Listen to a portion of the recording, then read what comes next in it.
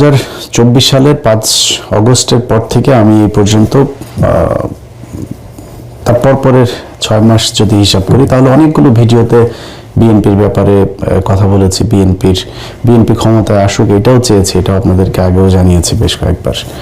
তো তার প্রেক্ষিতে আমরা মনে করেছিলাম যে বিএনপি ক্ষমতায় আসবে এবং একটা ভালো শাসন ব্যবস্থা এই দেশের মানুষকে উপহার দেবে, এটা আমার প্রচন্ড বিশ্বাস ছিল। কিন্তু দিনকে দিন যে পরিস্থিতি বিভিন্ন ইস্যুতে, শুধু একটা কোনো বিশেষ ইস্যু না, ধরেন চুপ্পুকে সরানো, এই সবশেষ হ্যাঁ ভোট না ভোটের ভেতরেও বিএনপি না ভোটের পক্ষে অবস্থান নিল। সবশেষ মির্জা আব্বাসকে জিজ্ঞেস করলো একজন সাংবাদিক যে আপনি হ্যাঁ ভোট এবং না ভোট এটার কার পক্ষে অবস্থান নিচ্ছেন। সেটা আমার ব্যক্তিগত ব্যাপার।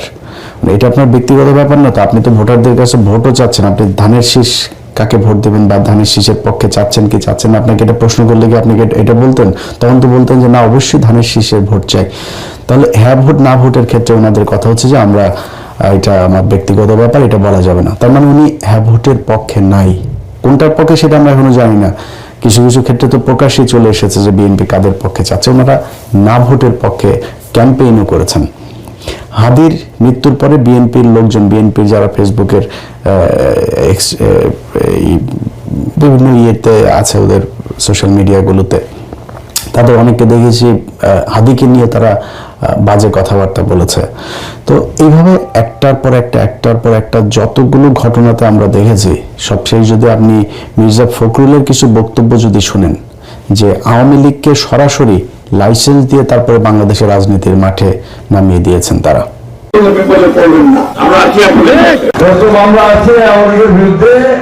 আমরা সমস্ত মামলাগুলো তুলে নেব।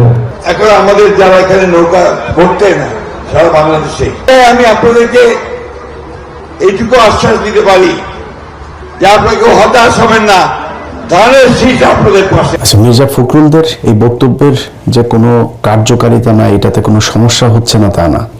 দেখেন, একটা জিনিস মনে রাখেন, বিএনপির কিছু মানুষ আওয়ামী লীগের সাথে আতাত করে গত 15 বছরও চলেছে। মির্জা আব্বাসের কথাই যদি বলেন, মির্জা আব্বাসের ঢাকা ব্যাংকের কোনো সমস্যা হয়নি, মির্জা ফখরুলের কোনো সমস্যা হয়নি। মির্জা ফখরুল হসপিটালে গিয়ে এক অবরোধ ডাকার পরে তিনি হসপিটালে গিয়ে বিএনপির এক বড় নেতা, নাম বলতে চাই না, সেই বড় নেতাকে তিনি বলেছেন যে খালেদা জিয়ার কথা বলতে গিয়ে যে মহিলা পাগল হয়ে গিয়েছে, এখন ওনার কি দরকার ছিল অবরোধ ডাকার। এই মির্জা ফখরুল ওনাদের জেলখানায় যখন নেওয়া হতো, জেলখানায় নেওয়ার পর থেকে সোনারগাঁ হোটেলে নিয়েও রাখা হয়েছে রাতের বেলা, এগুলো আমরা শুনেছি। সো তাদের কোনো সমস্যা হয়নি। সমস্যা বিএনপির সাধারণ কর্মী, যারা ভারতকে ঘৃণা করে, যারা বাংলাদেশের সার্বভৌমত্বে বিশ্বাস করে, যারা অন্যের চুরি করে আনা জাতীয় সঙ্গীত গাইতে চায় না, যারা এই দেশে ভারতের যে আধিপত্যবাদ এটাতে বিশ্বাস করে না, এটার বিরুদ্ধে কথা বলে, তাদের সবারই সমস্যা হয়েছে, এখনো সমস্যা হচ্ছে। ভবিষ্যতে যদি আবার ফের আওয়ামী লীগ রিটার্ন করে, সেক্ষেত্রে তাদেরই সমস্যা হবে। যে কারণে তাদের মূল যেই লোকজন আছে, এদের কথাতেই যে বিএনপির সবকিছু হয় তা না, কিন্তু এটার কিছু ব্যাপার আছে। এগুলো যখন বিএনপি দলীয়ভাবে সব জায়গায় একইভাবে কথা বলতে থাকবে, তখন আওয়ামী লীগের লোকজন যারা এতদিন ধরে গা ঢাকা দিয়েছিল, পালিয়েছিল, একটু আতঙ্কে থাকতো, ইতস্ত বোধ করতো, ভয় পেত প্রকাশ্যে আসতে, সেই মানুষগুলো কিন্তু এখন আবার নতুন করে মাঠে আসতে শুরু করেছে। এবং একটা জিনিস মাথায় রেখেন, এই আওয়ামী লীগ তাদের বন্ধু বিএনপিও না, জামাতও না, এনসিপিও না, এই দেশের সাধারণ মানুষও না। তো তাদের শত্রু কিন্তু সবাই। তারা কেউ জামাতের সাথে মিলেছে, কেউ বিএনপির সাথে মিলেছে, যার সাথে মিলেও তাদের উদ্দেশ্য কিন্তু একটাই, জামাতের সাথে থেকে বিএনপিকে পেটাবে, বিএনপির সাথে থেকে জামাতকে পেটাবে, বিএনপির সাথে থেকে এনসিপিকে পেটাবে। এগুলো হচ্ছে তাদের মূল টার্গেট এবং সেটাই হচ্ছে। আমি বিশ্বাস করি গত কালকের যে ঘটনা, রেজাউল করিম যিনি মারা গেলেন শেরপুরে, এই ব্যক্তিকে যেভাবে ইট মাথায় নিয়ে উপরে তুলে তারপরে তাকে যেভাবে পেটানো হলো, কোপানো হলো, এটা বিএনপি করে, বিএনপির লোকজনের কাজ এটা না। বিএনপি জীবনে এত হিংস্র হইতে পারে, নিজের চোখের সামনে দেখা হরতাল তো দেখে এসছে। বিএনপির লোকজন গিয়ে বাসের থেকে আগে মানুষ নামায়, তারপরে মানে ওদের পেছনে যে কোনো সময় পুলিশ আসতে পারে, আওয়ামী লীগের লোকজন আসতে পারে, কিন্তু বাসের থেকে আগে যাত্রীগুলো নামায় তারপরে বাসে আগুন দিয়েছে। এটা বিএনপির আগুন দেয়া। আর আওয়ামী লীগের আগুন দেয়া কোনটা? মানুষকে বাসের ভেতরে রেখে গান পাউডার দিয়ে মারা। এটা সেই আজকে থেকে না, সেই 1996-এর আগে থেকে তারা এগুলো শুরু করেছে। এখনো তারা এগুলো, সারা জীবন তারা এগুলোই করবে। প্রতিটা এলাকায় আপনি আওয়ামী লীগের লোকজনগুলোকে আলাদা বাছাই করতে পারবেন খুব ইজিলি। সবচাইতে খারাপ, জঘন্য, হিংস্র এগুলো হচ্ছে আওয়ামী লীগ করে। সো সেই মানুষগুলোকে আপনারা দলে নিয়ে নিয়েছেন। নেওয়ার কারণে কি হলো, এই যে রেজাউল করিমের যে ঘটনাটা ঘটলো, এটা সেটার একটা প্রেক্ষিত। আমি এটার বাইরে কোনো কিছু মনে করি না। গত কয়েকদিনে জামাত ইসলামের অনেক মানুষই তো আছেন যে জামাত ইসলামের কেন নারীদেরকে কেন সামনে রাখা হয় না, নারীদেরকে নির্বাচন করতে দেওয়া হয় নাই কেন, নারীদেরকে বাইরে আসতে দেওয়া হয় না কেন, এটার বিরুদ্ধে কেন জামাত, নারীদের বিরুদ্ধে যারা এই অধিকারের কথা যারা বলে, সেই মানুষগুলোর একজন ক্যান্ডিডেট হওয়া তো বহু পরের কথা, একজন সাধারণ কর্মী হিসেবে মানুষের বাড়িতে বাড়িতে গিয়ে তারপরে তাদেরকে দাওয়াত দিচ্ছে, তাদেরকে ভোট চাচ্ছে। এইটার জন্য তাদের শরীর থেকে ওড়না খুলে ফেলা হয়েছে, হিজাব খুলে ফেলা হয়েছে, তারপরে পেটে লাথি মারা হয়েছে। এ পর্যন্ত 2টা ভিডিও আমার চোখে পড়েছে। আমি বলতে চাচ্ছি, আমার বিএনপির নেতৃবৃন্দ ওই জামাতের মেয়েদের ছায়া খুঁজে দেবে বলে দিলাম।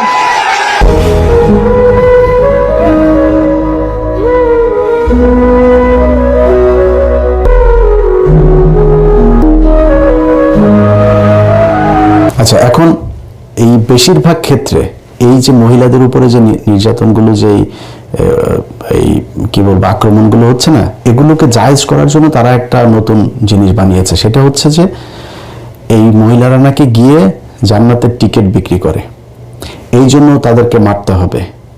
1 নম্বর কথা হয়েছে যে কোরআন, এই পুরো কোরআনটা একটা রাজনীতি। আপনার রাষ্ট্র শাসন ব্যবস্থা, রাষ্ট্র কিভাবে চলবে, সবকিছুই কোরআনের মধ্যে আছে। আপনি যদি কোরআন পড়েন, কোরআনের একদম শুরুর দিকের, একদম শুরু প্রাথমিক যে ইয়েগুলো আয়াতগুলো নাজিল হয়েছে, সে আয়াতগুলোতে শুধু মানুষকে আপনার করা হয়েছে যে তাওহীদের বর্ণনা দেওয়া হয়েছে, দাওয়াত দেওয়া হয়েছে, তাদেরকে এনকারেজ করা হয়েছে, জান্নাতের সুসংবাদ জানানো হয়েছে, আল্লাহকে কেন বিশ্বাস করতে হবে, এইসব বিষয়ে কথা বলা হয়েছে। ঠিক মদিনায় হিজরতের পরপর থেকেই কোরআনের যে আয়াতগুলো নাজিল হয়েছে, তার সবই কি আপনি আপনার স্ত্রীর সাথে কি ব্যবহার করবেন, আপনার পরিবারের, আপনার ছেলে সন্তানের জন্য কতটুকু সম্পত্তি ভাগ হবে, আপনার মেয়ের জন্য কতটুকু ভাগ হবে, আপনি কার কার সাথে বিয়ে করতে পারবেন, সমাজে সুদ খাওয়া যাবে কিনা, অর্থনৈতিক ব্যবস্থা কি হবে, কার প্রতি কি, কার কতটুকু হক, সবকিছু এগুলো নিয়ে আলোচনা। এই কোরআনের বাইরে মানে শরীয়ত আইন মানে কি, আপনি কোরআনের যে কথাগুলো বলা হয়েছে সেগুলো। এখন এটা আপনার পছন্দ হচ্ছে কি না হচ্ছে সেটা অন্য জিনিস। অনেক মানুষ নারীদের ব্যাপারে বিশাল নতুন নতুন অনেক করেন, আপনি সংবিধান জাহির করার চেষ্টা করেন। পৃথিবীর ভেতরে, কোরআনের ভেতরে আপনাকে নারীর যে অধিকার দেওয়া হয়েছে, যদি নারীরা আসলে জানতো যে কোরআনে তাকে কি কি বলা হয়েছে, তার কতটুকু অধিকার, এটা জানলে সে পরের দিন থেকে তারা না খায় বলতো যে কোরআনে যেটা বলেছে আমরা সেটা চাই। এখন ভাই, আমার বাংলাদেশে কয়েকদিন আগে মসজিদে নামাজ পড়তে পারতো না, ওয়াজ মাহফিল করতে পারতো না, সেই অবস্থা থেকে রাতারাতি বিশাল কিছু হয়ে যাবে, এটা আমরা বিশ্বাস করি না। যেই কারণে এই শরিয়া আইন হইতে হবে না হইতে হবে এটা নিয়ে এই বিতর্কে যাচ্ছে না। কিন্তু আপনি যদি মনে করেন যে কোরআন একদিকে, ধর্ম একদিকে, রাজনীতি একদিকে, এটা মিথ্যা কথা। রাসূল সাল্লাল্লাহু আলাইহি সাল্লাম খালি ধর্ম প্রচার করেন নাই, রাসূল সাল্লাল্লাহু আলাইহি সাল্লাম মসজিদে বসে খালি ইমামতি করেন নাই, মসজিদে বসে উনি রাষ্ট্র পরিচালনা করেছেন, উনি গভর্নর নিয়োগ করেছেন, উনি বলেছেন রাষ্ট্রের শাসন ব্যবস্থা কেমন হবে, অর্থনৈতিক অবস্থা কেমন হবে, এগুলো তিনি বলেছেন। সো এটার সাথে এটা আলাদা করে কিছু বলা যাবে না।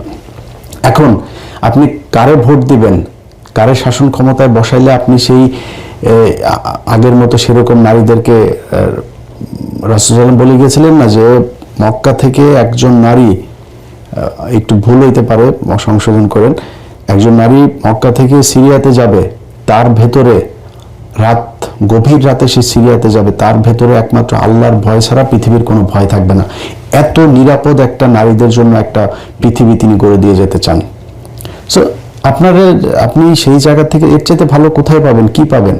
তো এখন যদি আপনি মনে করেন যে ধর্ম একদিকে, রাষ্ট্র আর আরেকদিকে, না ভাই, আমি একজন মুসলমান হিসেবে মনে করি ধর্মের নামে রাজনীতি না, ধর্মটাই রাজনীতি।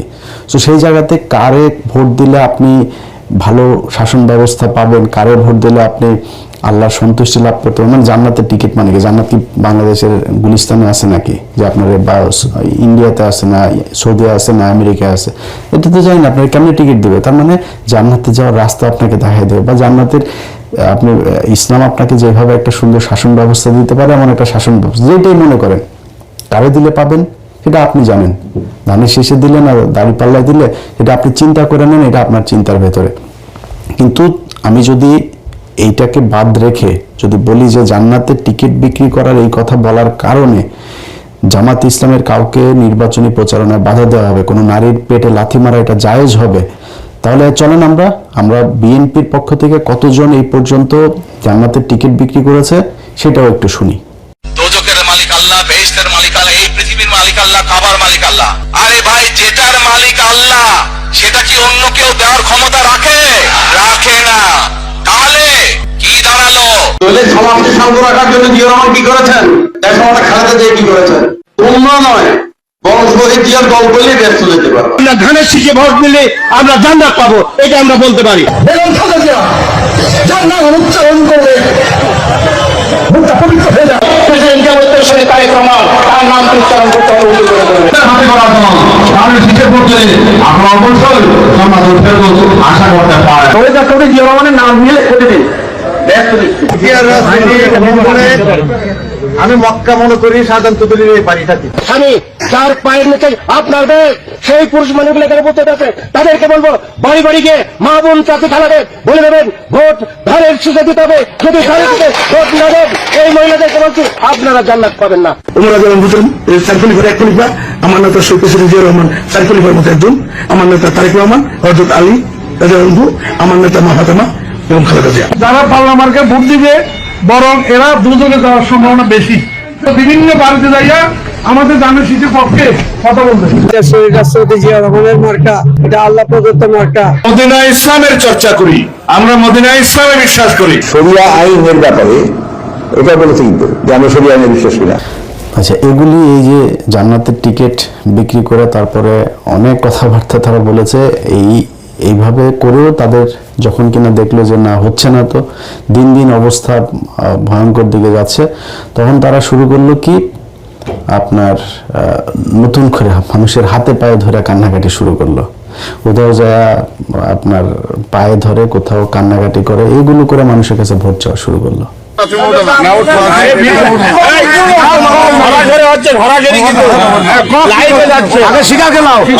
আমাদের সাথে ধানের শীষের পক্ষে আছেন কিনা, লোক খারাপ করছে, ধানের শীষের পক্ষে আছেন কিনা সেটা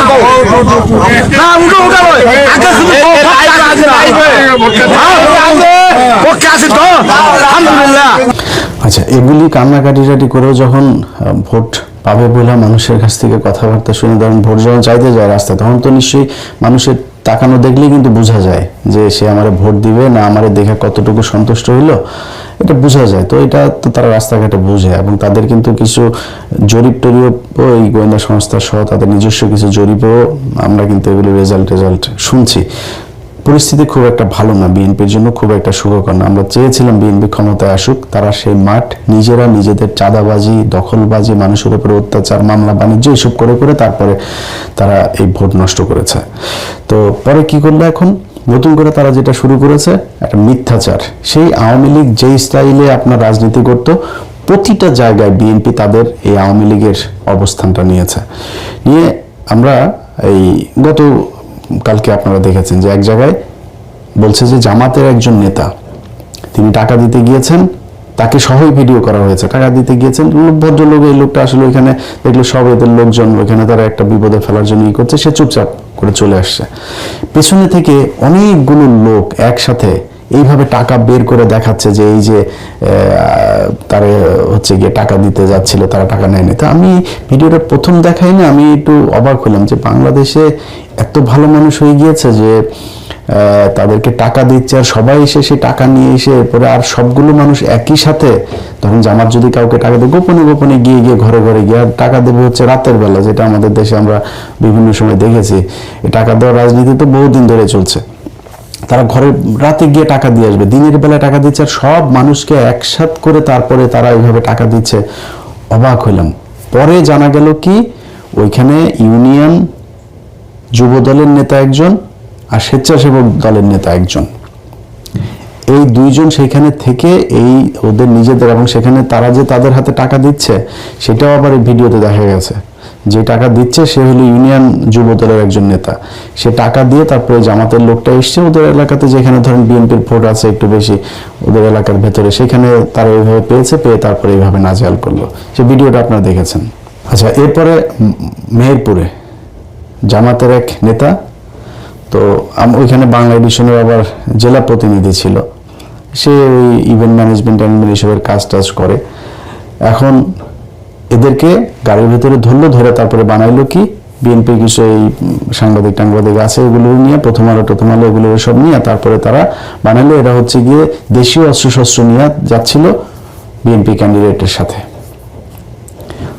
তো সেগুলো তো দেখা গেল কি অকি টকি আছে, তারপরে প্লাস ওই তারপরে আরো মানে ইভেন্ট ম্যানেজমেন্টের কাজে যা ব্যবহার হয় এই জিনিসগুলো সেখানে আপনার দেখা গেল স্ক্রু ড্রাইভার এই জিনিসগুলো, সেখানে কোনো দা নাই, কোনো বটি নাই, কোনো কিছু নাই, কোনো পিস্তল নাই, কোনো কিছু নাই।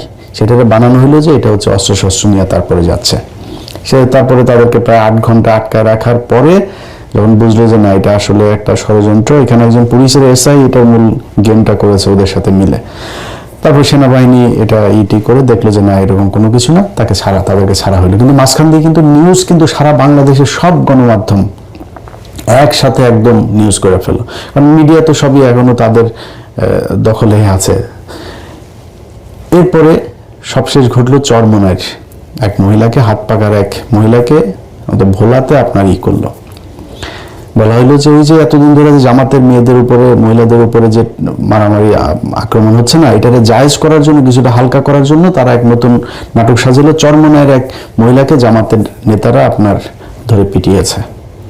তো সেই ভিডিওটা আপনারা নিশ্চয়ই সোশ্যাল মিডিয়াতে দেখেছেন। সেই ভিডিও দেখার আপনারা বলেন যে ভিডিওটা আপনারা দেখছেন, এই ভিডিওর মাঝখানে কোনো জায়গায় আপনি দেখেছেন যে জামাতের কোনো নেতা, এখানে দুইটা পক্ষ, একা যে ব্যক্তি সেই ব্যক্তি সম্ভবত চরমোনাই, বা মানে দুইটা পক্ষ, এক পক্ষ জামাত এক পক্ষ চরমোনাই, আমি এটা কনফার্ম হইতে পারিনি যে কোন পক্ষ কোনটা, কিন্তু যেই পক্ষই হোক মারামারিটা যে সেখানে হচ্ছে, সেই মারামারির ভেতরে পুরুষ, এখানে কোনো নারী নেই, কোনো নারীর উপরে কেউ গায়ে হাত তোলে নাই। অথচ সারা দেশের সব গণমাধ্যম একসাথে ছড়াইলো কি যে এই জামাতের নেতারা কর্মীরা চরমোনাইয়ের হাত পাখার নারীর উপরে হামলা। ভাই আপনি তো ভিডিও দিচ্ছেন, আপনি নিউজে যে ভিডিওটা দিচ্ছেন সেইখানেই তো আপনি দেখছেন যে এটা যে কোনো নারীর উপরে হামলা হয় নাই, অথচ সেটা করলেন। কিন্তু জামাত ইসলামের যে নারীদের পেটে লাথি মারা হইলো, বুরকাকে টেনে খুলে ফেলা হইলো, তাদেরকে কিন্তু এই নিউজ কিন্তু বাংলাদেশের গণমাধ্যম করে নাই, এটা নিয়ে কোনো আলাপ আলোচনা নাই। আপনার সাদ্দামের আপনার এই যে বাগেরহাটে জেলখানায় নিয়ে যাওয়া হলো, সেখানে পরে জানলাম সাদ্দামের যেই স্ত্রীকে বলছে যে স্বামীর শোকে স্বামীকে বের করতে না পেরে তারপরে তিনি বাচ্চাকে নিয়ে মারা গিয়েছেন। আসলে কারা মেরেছে সেটা একটা বড় প্রশ্ন। আরেকটা প্রশ্ন হচ্ছে যে সাদ্দাম বহু আগে থেকে দুশ্চরিত্র, এবং এই স্ত্রীর সাথে তার সম্পর্ক খুব খারাপ ছিল, তার পরিবারের সম্পর্ক খুব খারাপ ছিল। আর তার আগের যে স্ত্রীরা ছিল তার সম্ভবত এই জাতীয় পার্টির এক নেতার মেয়েও তার স্ত্রী ছিল অনেক আগে, তারপরে আরো তার এমনি গার্লফ্রেন্ড এগুলো নিয়ে তার এলাকায় তার বিরুদ্ধে হত্যা মামলা আছে। এই আওয়ামী লীগের সময় সে মানুষকে হত্যা করেছে। সেই লোকের মহিলার ওই অর্থাৎ পরিবার, এই সাদ্দামের পরিবার, ছাত্রলীগের যে নেতা, তার পরিবারই তার বউকে ঘরে জায়গা দিতে চায়নি, নানান সমস্যা চলছিল, সেগুলো নিয়ে সে মানে পারিবারিক কলহে সে মারা গেল। তারপরে হলো গিয়া তার লাশ আনতে দেয় নাই, তার এই প্যারোলে মুক্তি দেয়নি। প্যারোলে মুক্তির আপনি সময় মতো আবেদন না করলে আপনার মুক্তি দেবে কেমনে?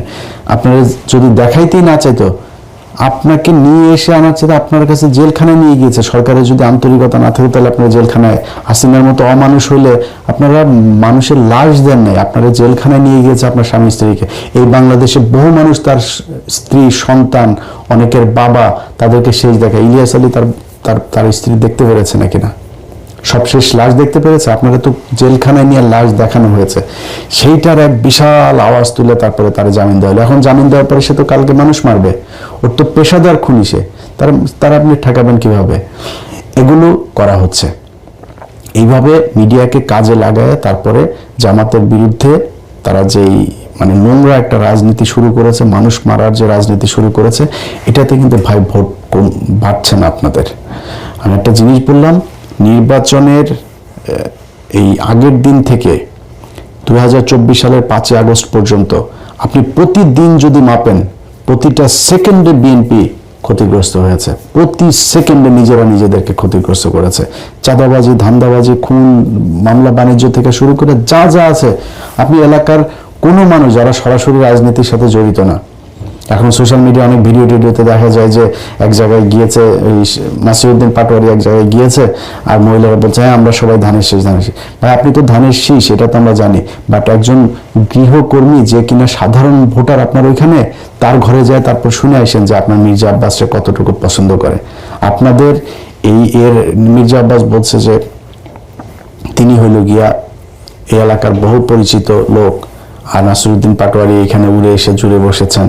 ভাই আপনি বহু পরিচিত লোক দেখেই তো আপনি ভোট পাবেন না, কারণ আপনি 2001 থেকে 2006 এমপি ছিলেন। আমরা দেখেছি ওই মালিবাগের লোক, মৌচাকের লোক, খিলগাঁয়ের লোক, শান্তিবাগের লোক, রাজারবাগের লোক সবাই দেখেছে যে আপনি কি পরিমাণে চাঁদাবাজি করেন।